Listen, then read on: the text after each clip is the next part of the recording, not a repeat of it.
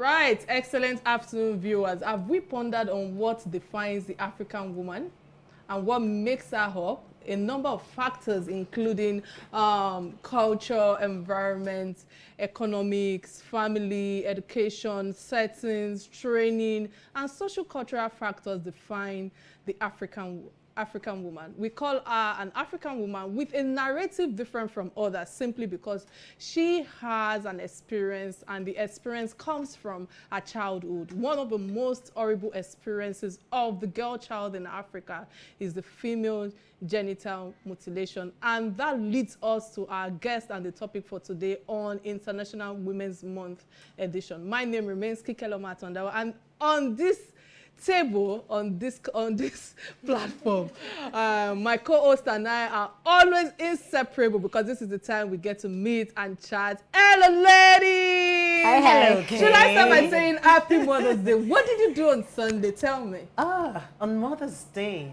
my daughter asked me to just stay back, relax. She first came to the bedroom to say, Happy Mother's Day, you're the best mother in the world. Oh, that was so rewarding. Oh my God. That's our only child. Yes, true. Then thereafter, she said, Mommy, just relax. Whatever I prepare, we eat together. And that was it for Mother's Day. That's so cool. I got messages from everywhere, from my dear friends. And it was so endearing. Oh my God. I sent you a message too. I sent you a message. Yes, you did. On the platform. You did. Well, Mother's Day. Yes. You know the way fathers castigate us. They say every time, Mother's Day. So, I mean, I got a lot of messages too from my friends, my kids. Like, happy, they made a card. I like Happy Mother's Day to the best mom. And sometimes I'm like taken aback, like, am I truly the best mom? Hey, God, help me. It's just God. It's a work in progress. Yes, it is. It's just God. It's just God. Because sometimes you look that's perfect. At all. You look at yourself like, am I really doing this? It's another thing to actually give birth, go into 9 months. But the training of those children, I mean. That's a major So that's why I said the village trains the child. And how was your own Mother's Day? It was beautiful, but because of time, we cannot just jump into that. So let's go straight to On This Day in History. We'll be right back.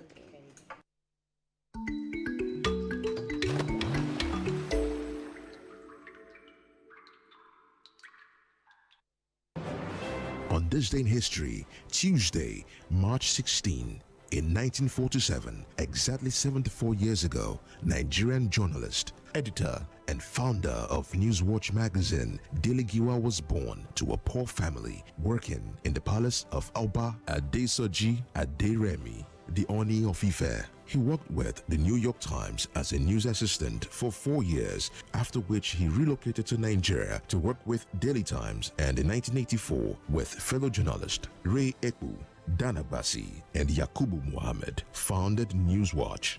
Dele Giwa was killed by a mail bomb in his Lagos home on 19 October 1986. The assassination occurred 2 days after he had been interviewed by State Security Service (SSS) officials. On the fateful day, a package was delivered to Giwa's guard, and when Giwa received the package, he was with Kayode Soyinka, London Bureau Chief of Newswatch. The package exploded, mortally wounded Giwa and temporarily deafening Soyinka, who had excused himself to the restroom shortly before Giwa was supposed to have attempted opening the package. Giwa was rushed to the hospital, where he eventually died from his wounds.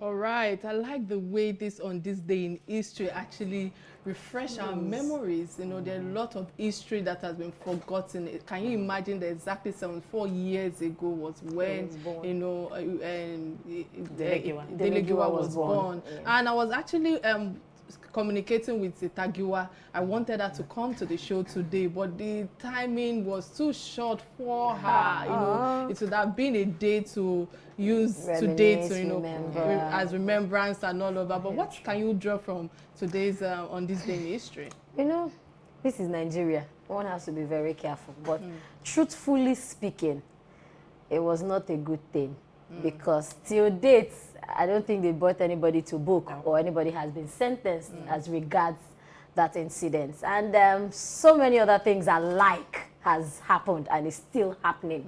So where are we going to in the connotation of all of this?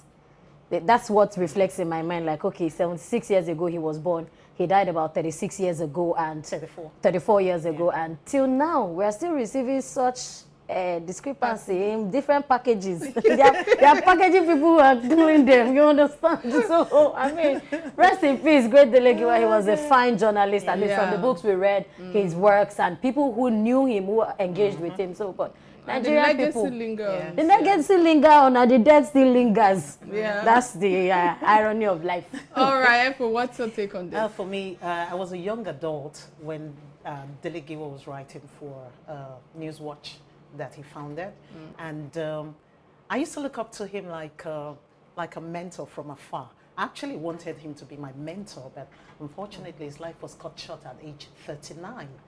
Yeah. You know, I remember vividly what happened that day because I was born on Akran. The letter bomb was delivered to him, and he was living at Talabi Street on an extreme end of Adeni Jones. And we heard that blast at Akran. You know, it was bad enough. We didn't know what was going on until later. But the one thing I always remember Delegiwa for is his simple style of writing. He developed a simple style of writing, so much so that the layman on the streets, you know, could read whatever he was writing in the Newswatch magazine with ease. You know, he was a fantastic journalist. All right, many thanks for that. He has at least given us this platform today with everything he has done thus far. But let's quickly go on a break. When we return, we'll look into the topic of the day, but a word from our sponsors first. All right, while we're still trying to connect to our guest via Zoom, I think it's important for us to talk about one of the most trending topics right now, which is about the wins, the African giants, you know, Burna Boy, Wizkid. Lagos. You wouldn't believe that I was interviewed yesterday, on Silverbird today, and I was asked to pick my favorite songs from the Grammy winners. And you know, I'm not a secular music person. I think I answered it the best way I can, even though I felt that I was trying to throw me under the bus. If you had asked me how I make money, how I facilitate trainings, you know, how I do Real Talk with Kike, both on TV and radio, you know, I would have at least tried to, you know, chip in and tell them how I facilitate trainings, what I do with different organizations and all of that. But that challenged me to just quickly go and start thinking, as in looking through their music and all of that. And I can frankly tell you that these two African giants, you know, and their music, God, it's awesome. The energy, and I really agree with the international global standard of their music and the recognition that has been given to them. Dami, I know you have a lot to say with this. What's your opinion? See, indicting.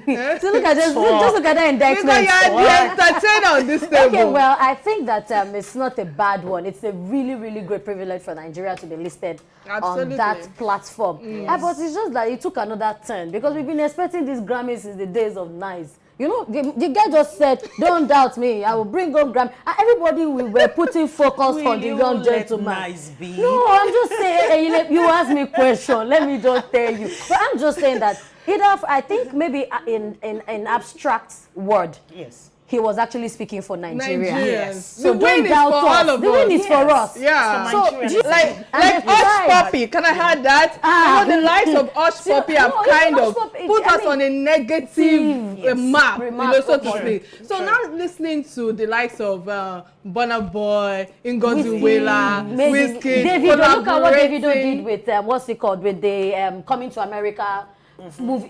I mean, it's something that we didn't even see coming. It's giving us so much recognition. I think it's in the right line. It's in the right line. Then Tiwa Savage and Femi and Anikulapo Kuti, they also got nominations and certificates for it. It shows reward for hard work. It's beyond Nigeria. This music are made beyond Lagos. Way beyond Lagos. Because when you go to Ghana, when you go to Ivory Coast, Singapore, you are vibing to your own. Nigerian music 15 years back or so, maybe. Don't know my story. I wish I can ask me this again. You can do a quick interview. All right, really guys, for those listening to us right now, you know, Wizkid won the best music video for his collaboration with Beyonce, Brown Skin Girl from Lion King and the Gift album, right? So Beyonce's daughter, also Blue Ivy, also won won, or what was also a winner on this song, and Burna Boy won the Best Global Music Album category for Twice as Tall. Guys, remember last year, Burna Boy lost out to Angelica Kidjo in 2020 for the same category. So I must say, you have to keep trying, keep at it.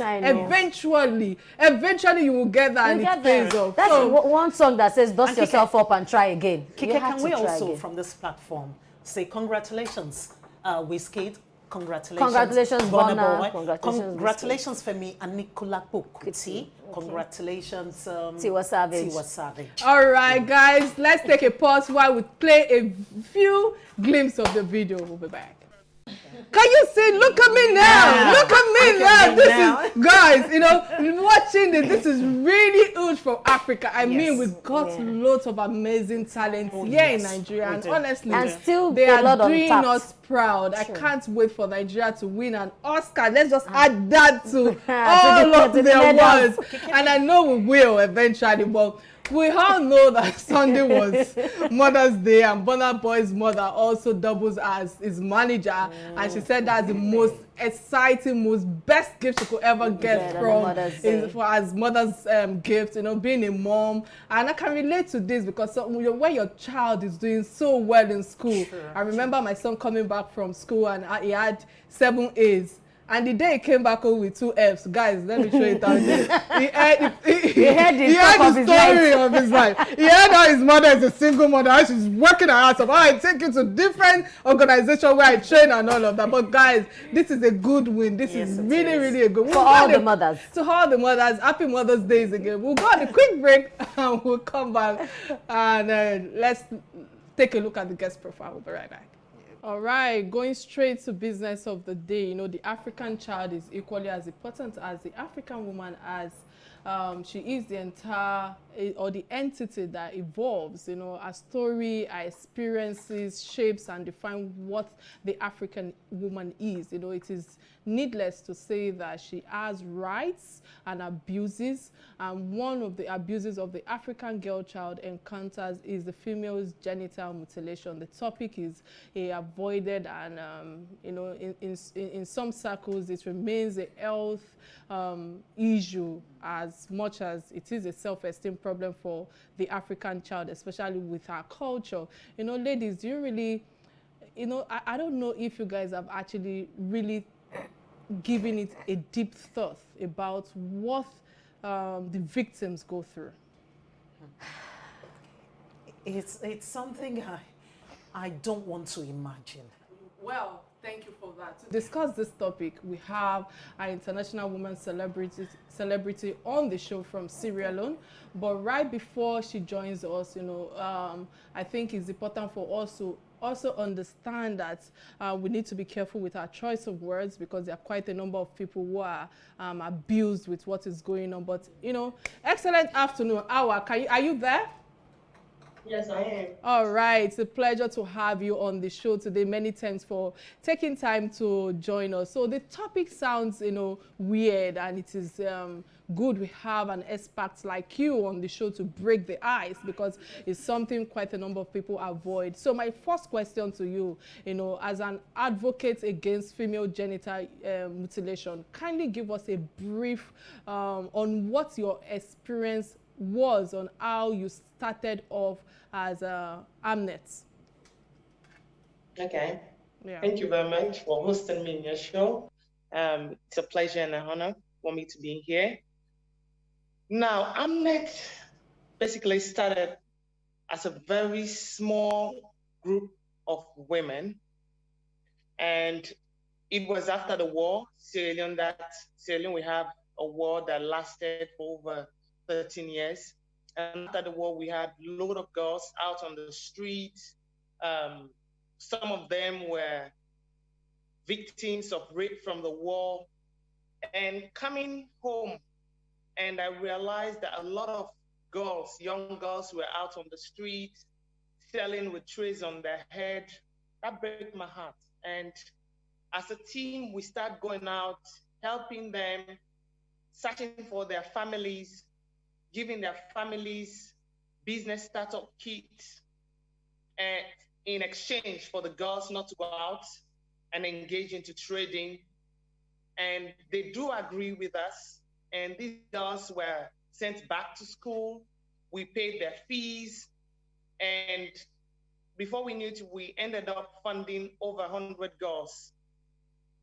And thank God, some of them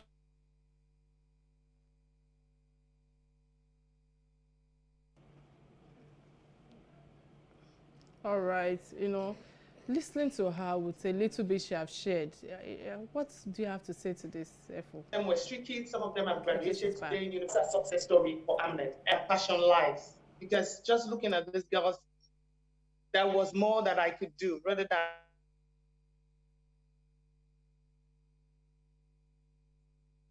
that the internet is trying to disrupt. It's a bit erratic right now. But Efo, what do you have to say? That Sierra Leonean war was something else. We had all manner of dastardly acts, People were maimed, people were all sorts of horrible things that can be imagined. And now when it comes to the girl child, there was rape everywhere.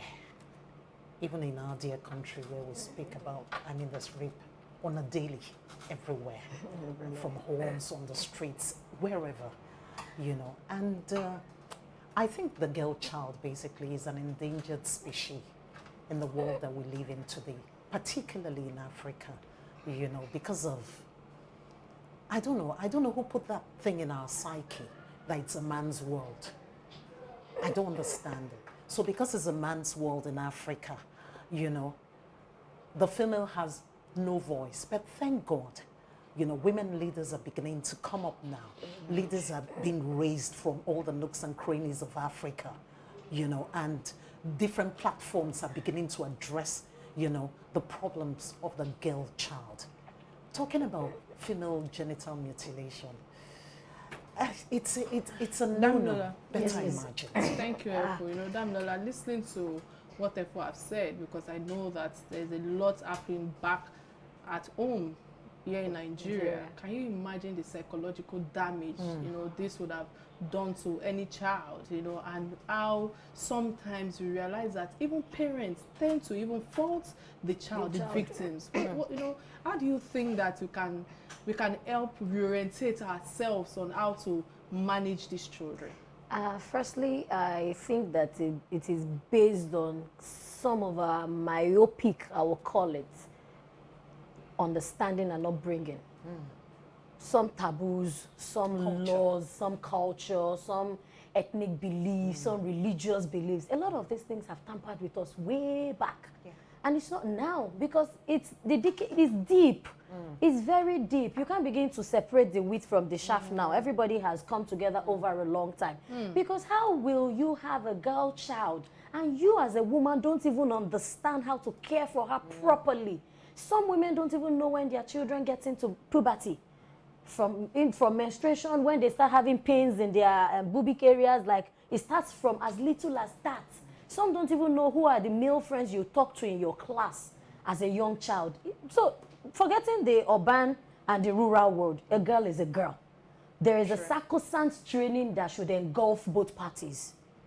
There is something that you should look out for, like, okay, I can, of course, I always say it, pardon me, like two people that copulate, they are not expecting blender and they are not expecting pressing iron. They're expecting a child. So what are the measures that you have put in place to groom and train this child? If I will come back to Lagos State, for instance, Kike, we have had numerous laws that says people should not hawk in traffic, but they are still there. Children are still there. Now it is even the order of the day that and there we is now patronize them. We patronize them. And it's now the order of the day that children now, the most bizarre one for me is children now do car wash in traffic. Oh, that's been going on forever. I just started saying it like 2-3 months back. No, that's been going on. These are the same children that are exposed. It's not my child. Maybe I take care of my child. How about the children on the street? They belong to somebody that doesn't care. Many thanks, Dami, for that submission. Hawa, can you hear me, please? Yes, I can. All right. I'm sure you've been listening to the banter going on the table here. We understand that there's some health damage of FGM to the girl child, and education or will I say, can you please, educate us on the reproductive and psychological damage it brings to the African child? Okay, let me start off by saying I'm a victim of FGM. So it means speaking out of experience. Firstly, we need to understand that there are different types of FGM practices practiced at different places in Africa. What is done in Sierra Leone is not the same as what's been done in Ethiopia, for example, and what's been done in Ghana. And I understand even some parts of Nigeria do practice FGM, but in isolated spaces. Now, FGM itself, what is FGM? A summary of what there are type 1, type 2, type 3, and type 4 of the cutting. Now, it's basically cutting of the clitoris. The clitoris is basically what's in the middle of the lips of the vagina. And a lot of people believe that once the clitoris is off a girl or woman, the woman or the girl is less sexually active.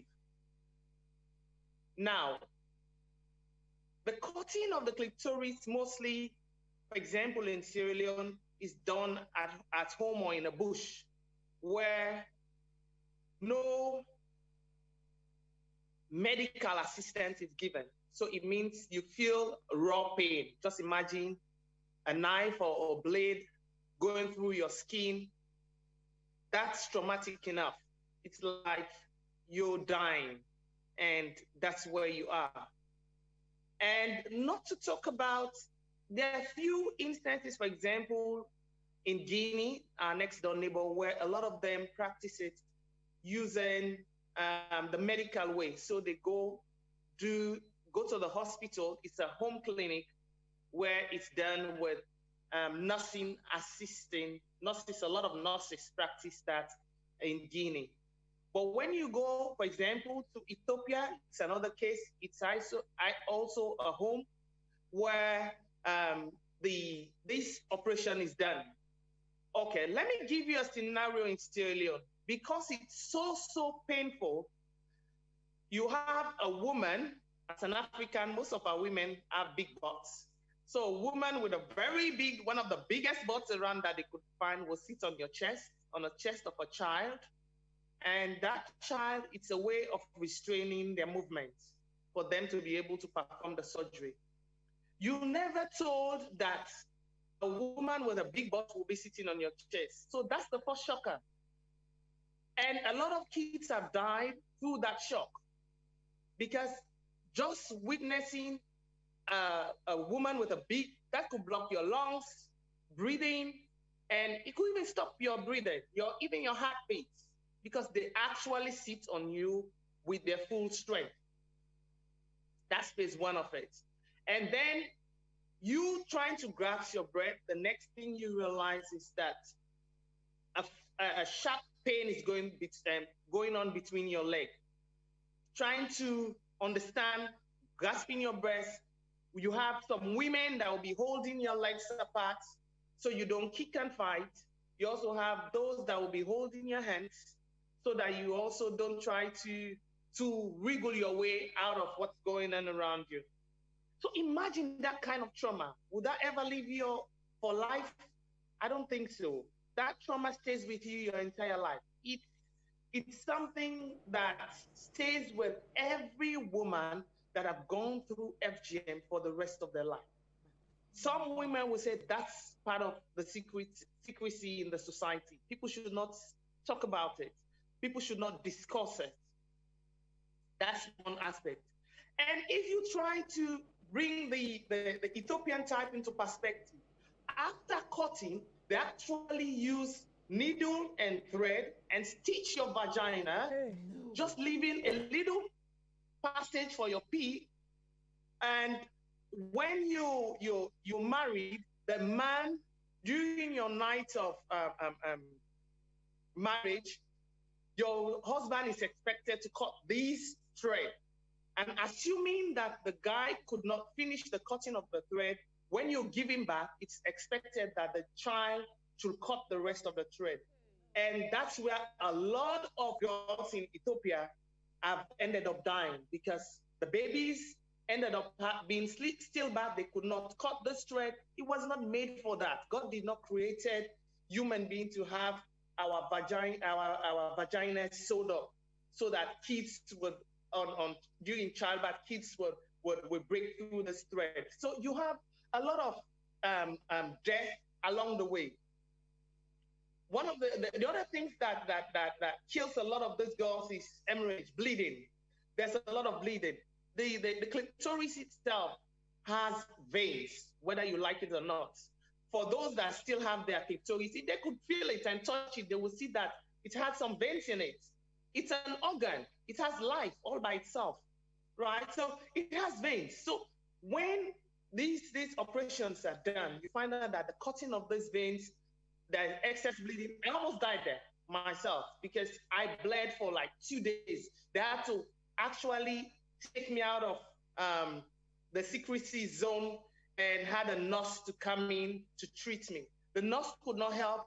And when I was taken to the hospital, they told me that I should not tell the doctor what was going on with me. All I had to tell the doctor was that I was bleeding. What was the bleeding? I cannot say.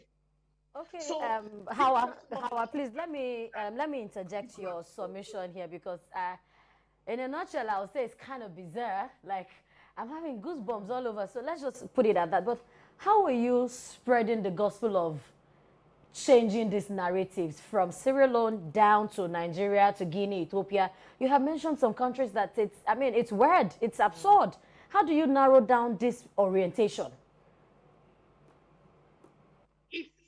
I'm not the only one telling the story. That's a good thing. And more women are coming out than before, because more people have been exposed, educated, and realize that we need to speak out. So more people are standing up, and we're building a network around ourselves of women that are speaking out on issues like this, because only one voice could not spread the news. One of the things that in sharing our stories, most of us or all of us do realize is that the men do not understand what we're suffering, whether it be the dads, the husbands, our brothers, our cousins, our nephews. They do not understand. Remember, the men are just at the receiving end of things. They do not understand our emotional damage. They do not understand the pains and the trauma we go through. So our campaign have started with the men, engaging men, so that the men would be able to engage themselves and tell the story. And it's not just men, but intergenerational dialogue. So we'll speak to the boys, we speak to the young men, and we speak to the old men. Shockingly, when we speak to people of the old caliber, whether it be imam, paramount, chiefs, they are shocked to realize that no, all we realize from our wives about the dancing and the celebration, it's a rite of passage. So men demand in most of our cultures that the women should go through FGM before they get to marry, because all they want to see is that their wife has gone through the rite of passage. What they see is a rite of passage. Rite of passage where they teach them how to cook, how to take care of their husband, how to clean. Basically, that's what they believe. It's been taught in there. They do not understand that they have to go through what I'm telling you. So when the men start listening to us and understanding, now you have some men that are saying, my girl child would not go through this. My girl will not go through this. My daughter will not. So men are starting to stand up. So we need to speak to more of the men, because we're doing this. Most of our African culture, remember, Africans were very patriotic in terms of patriarchal, in terms of our approach in life, our cultures and tradition. So if our fathers, our uncles start speaking on our behalf, definitely we'll have less victims and more support from our brothers, our fathers, our uncles, and even our pastors, our imams in mosque. Because if they start speaking out, then men will start listening to them. We listening from another man. You know, when men speak to men, they tend to listen better. When women speak, most of the time, they just see it as another rumbling or grumbling. This is a normal thing for women. They always try to speak on one thing that doesn't matter. Our mothers have gone through it. Our grandmothers have gone through it. They live to tell the story. So what's the biggie about it? You educated women want to speak about issues that have been aged. For example, it's been over this. What we even from history going back into FGM. FGM had been before Christ. That's what we realized. It's been there in Egypt. And it's still in existence. Many thanks for your submission. We'll go on a quick break and return after a word from our sponsors. We'll be right back.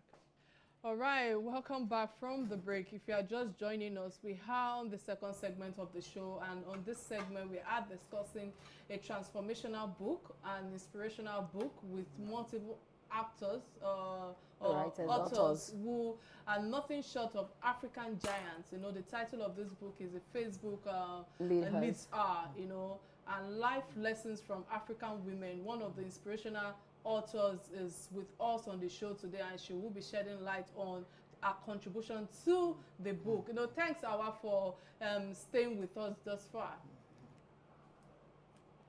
Hello.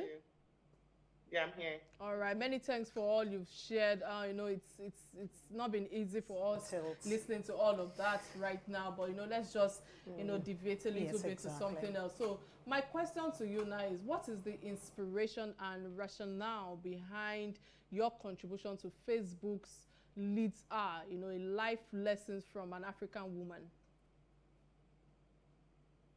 Okay, my inspiration was the fact that as sisters in the continent, we need to reach out to each other more and see how we could help ourselves and our children that I need. I believe we should be doing this by simply doing what we know best and one step at a time, at your own pace, and with realizing that every single step counts with what we're doing and will definitely make a significant impact, not just in your small community, but also in your country and in the continent at large. So basically, we're doing this so that we could network and make sure we help ourselves. All right, Efo. Hawa, it's nice to have you. Thank you for all you've shared with us. At this point, I would like to deviate a little bit. I'd like to know who your role models were growing up and how they have impacted your career thus far. Okay, my number one role model was my mom. My mom, she was married. She's now a widow at 81. She was a head teacher and at the same time, a businesswoman. You know, a head teacher in those days, they don't make much. So she engaged herself into full-time business. And at the same time, she had 3 kids. But she was the disciplinarian of the family.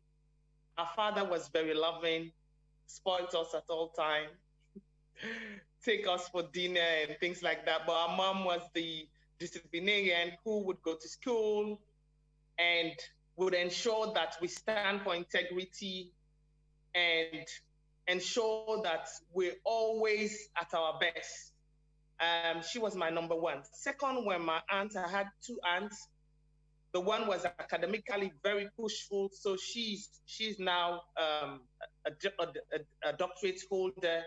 And my other auntie, she was the kind of person who will always call her packaging because she's always at her best in terms of the way she dresses. She always say, make sure you're always at your best when you're going out because you don't know who you will meet. Maybe that could be the person that could take you to your next destination in life. So she's always at her best. Even at 60, you see her, you'll think she's dress up for some big events. She's always a very, very dressy person. I like her so much. And for my advocate and main mentor was Winnie Mandela.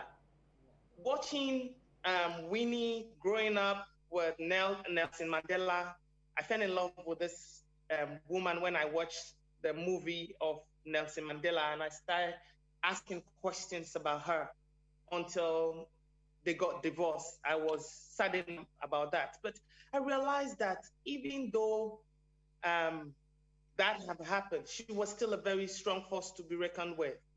And she stood up for what she believed at every time. And she was definitely an exceptional woman that we Africans should emulate. These were my main mentors growing up. Oh, thank you very much. Sally, I'd like to position my question like, what life lessons do you want the young African woman or girl child to pick up from leaders? Okay, as I said before, we're in a very patriarchal continent. I'm not saying it's bad. I'm not saying it's 100% good neither. But as young women growing up, firstly, we always speak about mentorship. It's key. I realized that when growing up that without mentor, we're heading for disaster. And we have a lot of young mothers nowadays, which is also a crisis.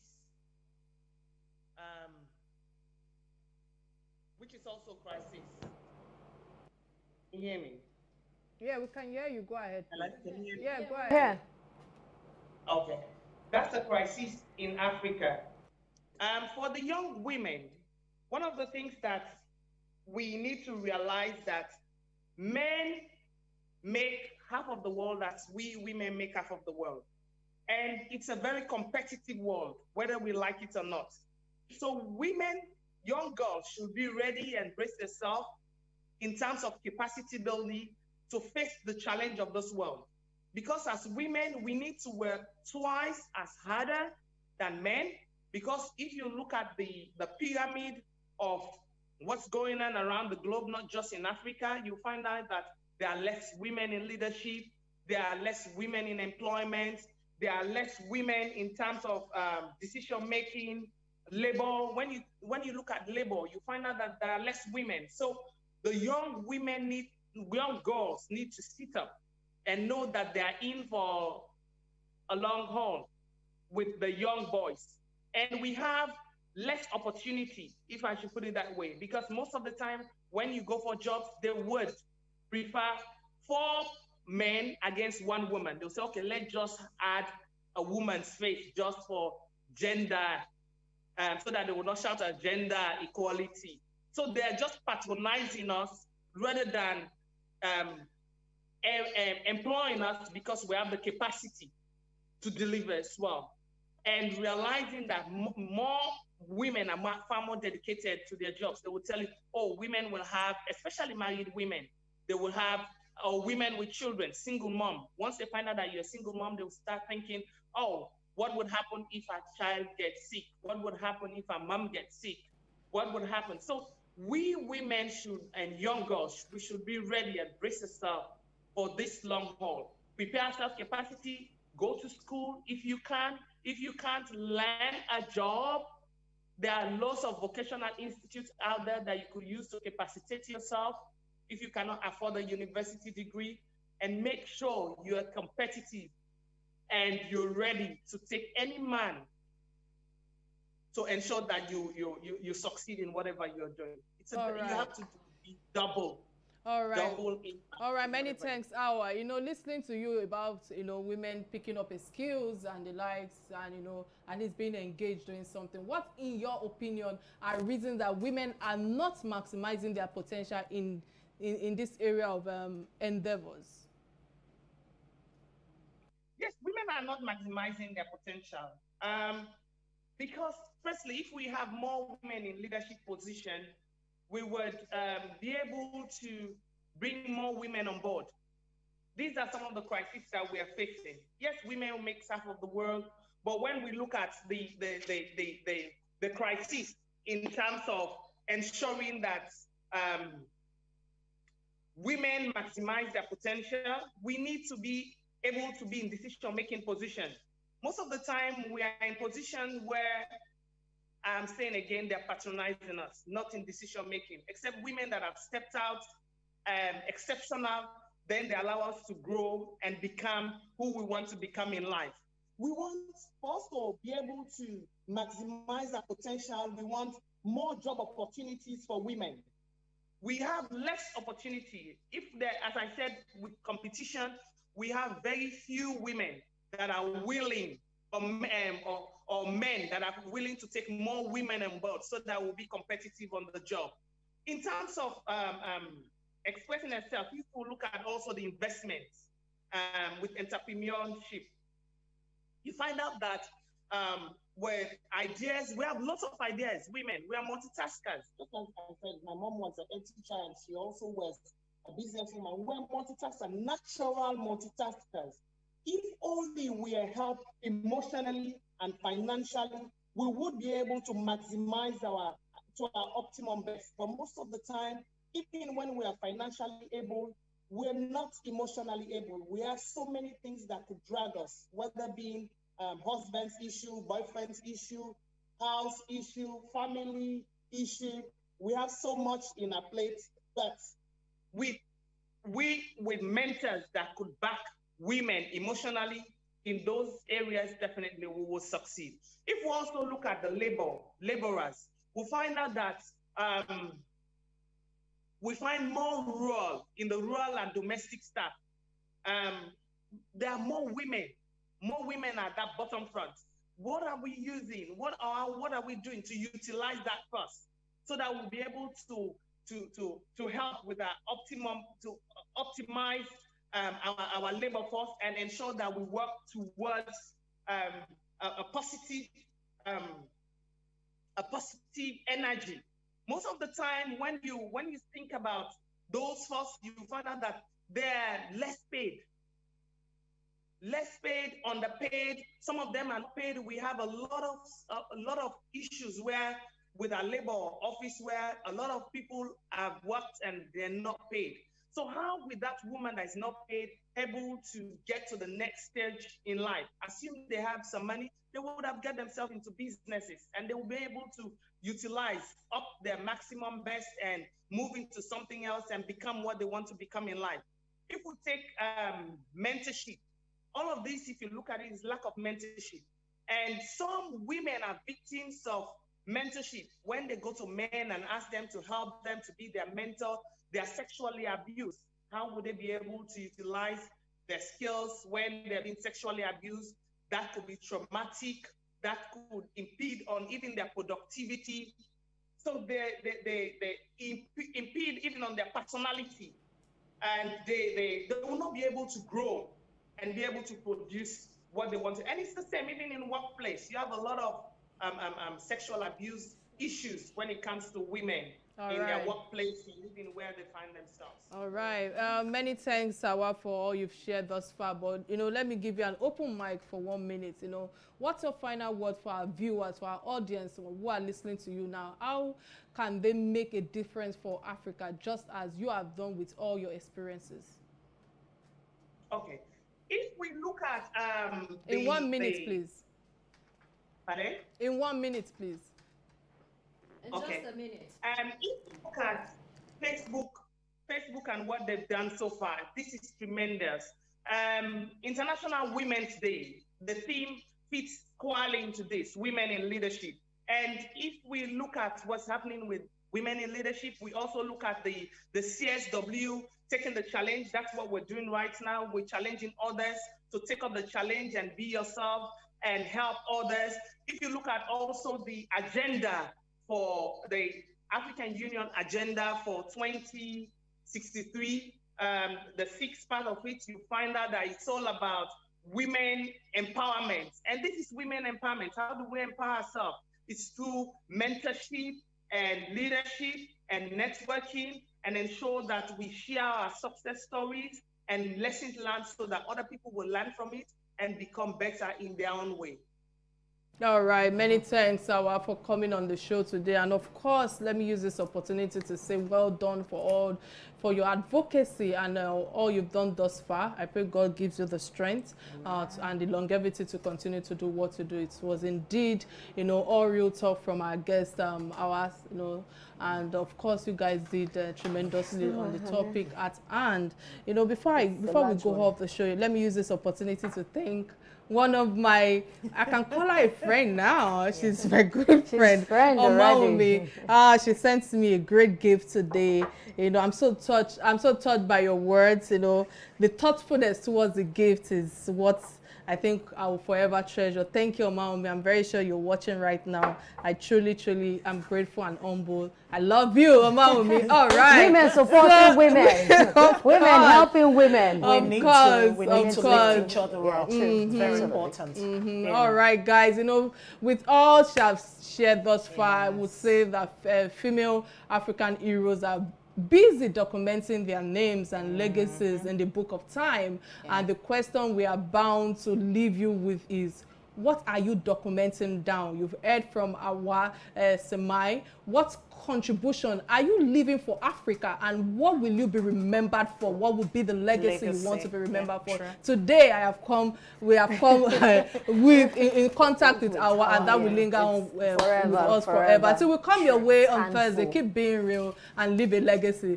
Thank you, Hawa, for being on the show today. Thank you, Hawa. Thank you. Bye now. Bye. Cheers. Tables.